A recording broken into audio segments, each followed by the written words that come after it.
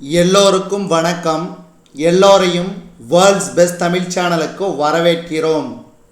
இந்த காணொளியில் நாம் பார்க்கவிருப்பது தினசரி நடப்பு நிகழ்வுகள் 24 மார்ச் 2025 மற்றும் 25 மார்ச் 2025 ஆகிய 2 தினங்களுக்குரிய தினசரி நடப்பு நிகழ்வுகள். நம்ம கடைசி 2 காணொளி அதாவது கிட்டத்தட்ட 1000 வியூஸ்க்கு மேலே போச்சு. நன்றிகள் பல. அதே மாதிரி நேற்றைய கரண்ட் அஃபேர்ஸ் வீடியோ நிறைய பேர் பார்க்காத நண்பர்கள் போய் பார்த்துங்க. 22, 23 கரண்ட் அஃபேர்ஸ். தற்போது 24, 25 மார்ச் 2025. இதுவரைக்கும் நம்ம வேர்ல்ட்ஸ் பெஸ்ட் தமிழ் சேனலை சப்ஸ்கிரைப் பண்ணாத புதிய நண்பர்கள் சப்ஸ்கிரைப் பண்ணிவிட்டு காணொளிகளை பாருங்கள். முதல் கேள்வி, மத்திய அரசின் புதிய நிதித்துறை செயலராக நியமனம் செய்யப்பட்டவர் யார்? மத்திய அரசின் புதிய நிதித்துறை செயலராக நியமனம் செய்யப்பட்டவர் ஆப்ஷன் சி சஞ்சய் சேத். சஞ்சய் சேத். இரண்டாவது கேள்வி, சத்தீஸ்கர் மாநில சட்டப்பேரவையின் வெள்ளி விழாவில் பங்கேற்றவர் யார்? சத்தீஸ்கர் மாநில சட்டப்பேரவையின் வெள்ளி விழாவில் பங்கேற்றவர் யார்? குடியரசுத் தலைவர் திரௌபதி முர்மு அவர்கள். அடுத்து மூன்றாவது கேள்வி, யுகே யுகீன் பாரத் தேசிய அருங்காட்சியகம் எங்கு அமைக்கப்பட உள்ளது? ஆப்ஷன் சி புதுதில்லி. புதுதில்லி. அடுத்து நான்காவது கேள்வி, 1000 புள்ளிகள் கொண்ட ஏடிபி மாஸ்டர்ஸ் டென்னிஸ் போட்டிகளில் அதிகமான வெற்றிகளை பதிவு செய்தவர் என்ற சாதனையை படைத்தவர் யார்? 1000 புள்ளிகள் கொண்ட ஏடிபி மாஸ்டர்ஸ் டென்னிஸ் போட்டிகளில் அதிகமான வெற்றிகளை பதிவு செய்தவர் என்ற சாதனையை படைத்தவர் யார்? ஆப்ஷன் ஏ நோவக் ஜோகோவிச். கிட்டத்தட்ட 411 வெற்றிகள். 411 வெற்றிகள். அதுக்கு அடுத்த நிலையில் ரஃபேல் நடால் 410 வெற்றிகள் உள்ளார், 2வது இடத்தில். அடுத்து 5வது கேள்வி, இது ரொம்ப ரொம்ப முக்கியமான கேள்வி, ஞாபகம் வச்சுக்கோங்க. உலகளாவிய சந்தைகளில் இந்தியாவின் சின்னமாக வலம் வருவது எது? அதாவது கூல்ட்ரிங்க்ஸ் வகையில் கோலி பாப் சோடா. கோலி பாப் சோடா.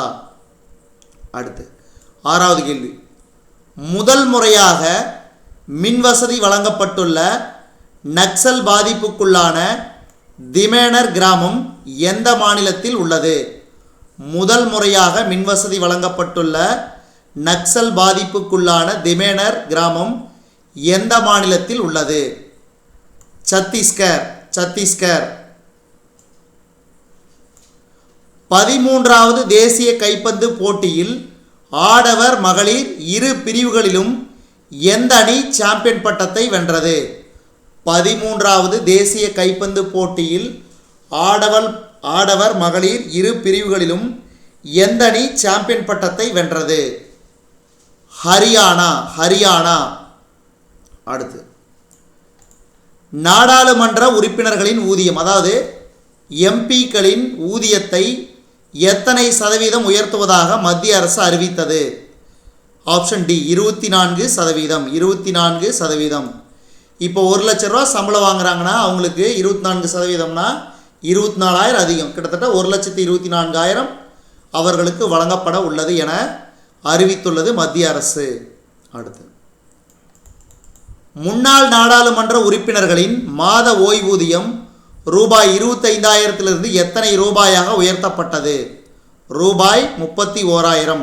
31,000. அடுத்து, மின்சார வாகனங்களின் வளர்ச்சியை ஊக்குவிக்க கார்பன் உமிழ்வு இல்லா செயல் திட்டத்தை எந்த ஐஐடி தொடங்கியுள்ளது? மின்சார வாகனங்களின் வளர்ச்சியை ஊக்குவிக்க கார்பன் உமிழ்வு இல்லா செயல் திட்டத்தை எந்த ஐஐடி தொடங்கியுள்ளது? ஐஐடி சென்னை. ஐஐடி சென்னை. அடுத்து, உயர்கல்வி நிலையங்களில் மாணவர்கள் தற்கொலை செய்து கொள்வதை தடுப்பதற்கான பரிந்துரைகளை அளிக்க யாருடைய தலைமையில் தேசிய பணிக்குழுவை உச்சநீதிமன்றம் அமைத்தது? அதாவது நீதிபதி எஸ் ரவீந்திர பட் தலைமையில். அடுத்து 12வது கேள்வி. இது ரொம்ப ரொம்ப முக்கியமான கேள்வி. அடிக்கடி எக்ஸாம்ஸில் கேட்கக்கூடிய கேள்விகள் ஒன்று போட்டித் தேர்வுகளில். ஒவ்வொரு ஆண்டும் உலக காசநோய் விழிப்புணர்வு தினம் எப்போது கடைபிடிக்கப்படுகிறது? ஒவ்வொரு ஆண்டும் உலக காசநோய் விழிப்புணர்வு தினம் எப்போது கடைபிடிக்கப்படுகிறது? இதுக்கு சரியான விடை ஆப்ஷன் சி, மார்ச் 24. மார்ச் 24. அடுத்த கேள்வி. ஒவ்வொரு ஆண்டும் பிறக்காத குழந்தையின் சர்வதேச தினம் எப்போது கடைபிடிக்கப்படுகிறது? ஒவ்வொரு ஆண்டும் பிறக்காத குழந்தையின் சர்வதேச தினம் எப்போது கடைபிடிக்கப்படுகிறது? மார்ச் 25. மார்ச் 25. அடுத்தது 2025ஆம் ஆண்டுக்கான சங்கீத கலாநிதி விருதுக்கு தேர்வு செய்யப்பட்டவர் யார்? 2025ஆம் ஆண்டுக்கான சங்கீத கலாநிதி விருதுக்கு தேர்வு செய்யப்பட்டவர் யார்? Option A, R K. Sriram Kumar. R K. Sriram Kumar. அடுத்து விழுப்புரத்தில் புவிசார் பாரம்பரிய இடம் எத்தனை கோடி ரூபாயில் மேம்படுத்தப்பட்டு பாதுகாக்கப்பட உள்ளது? விழுப்புரத்தில் புவிசார் பாரம்பரிய இடம் எத்தனை கோடி ரூபாயில் மேம்படுத்தப்பட்டு பாதுகாக்கப்பட உள்ளது? ரூபாய் 5 கோடி. ரூபாய் 5 கோடி. அடுத்து தமிழ்நாடு மாநிலத்தில் 149 பாசன அமைப்புகள் எத்தனை கோடி ரூபாய் மதிப்பில் மறுசீரமைப்பு செய்யப்பட உள்ளது? தமிழ்நாடு மாநிலத்தில் 149 பாசன அமைப்புகள் எத்தனை கோடி ரூபாய் மதிப்பில் மறுசீரமைப்பு செய்யப்பட உள்ளது? ரூபாய் 722 கோடி. அதாவது தமிழ்நாடு மாநில நீர்வளத்துறை அமைச்சர் துரைமுருகன் அவர்கள் சட்டப்பேரவையில் தெரிவித்தார். அடுத்து எந்த அமைச்சகம் சொத்து விற்பனைக்கான பொதுத்துறை வங்கி மின்னணு ஏலத்தை மேம்படுத்த அரசு பாண்ட் நெட் மற்றும் பிகேரேவை அறிமுகப்படுத்தியது? எந்த அமைச்சகம் சொத்து விற்பனைக்கான பொதுத்துறை வங்கி மின்னணு ஏலத்தை மேம்படுத்த அரசு பாண்ட் நெட் மற்றும் பிகேரேவை அறிமுகப்படுத்தியது? மத்திய நிதி அமைச்சகம். மத்திய நிதி அமைச்சகம். அடுத்து எந்த மாநிலத்திலிருந்து சாலமன் தீவுகளுக்கு புவிசார் குறியீடு கொண்ட டல்லே மிளகாயை ஏற்றுமதி செய்தது? Option B, Sikkim.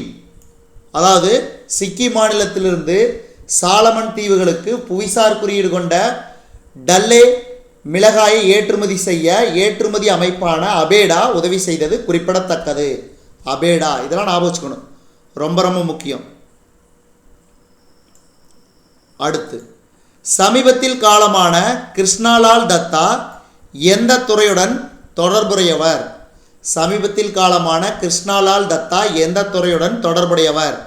Option A, தோட்டக்கலை விஞ்ஞானி. தோட்டக்கலை விஞ்ஞானி.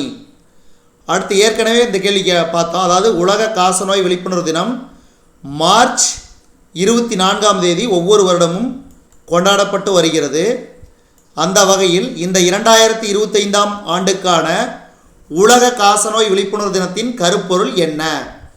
இந்த மாதிரியான கேள்விகள்லாம் கம்பல்சரி போட்டித் தேர்வுகள் கேட்பாங்க. அது டிஎன்பிஎஸ்ஸாக இருந்தாலும் சரி, ஆர்ஆர்பியாக இருந்தாலும் சரி, அல்லது எஸ்எஸ்சியாக இருந்தாலும் சரி, எந்த எக்ஸாமாக இருந்தாலும் சரி, அதே மாதிரி போலீஸ் எக்ஸாம் டிஎன்யூஎஸ்ஆர்பியாக இருந்தாலும் சரி, அதே மாதிரி எம்ஹெச்சி மெட்ராஸ் ஹைகோர்ட் ரெக்ரூட்மெண்ட்டாக இருந்தாலும் சரி, இந்த மாதிரி அனைத்து விதமான போட்டித் தேர்வுகள்லையும் இந்த மாதிரியான கரண்ட் அஃபேர்ஸ் கேள்வியை நீங்கள் தவிர்க்க முடியாது.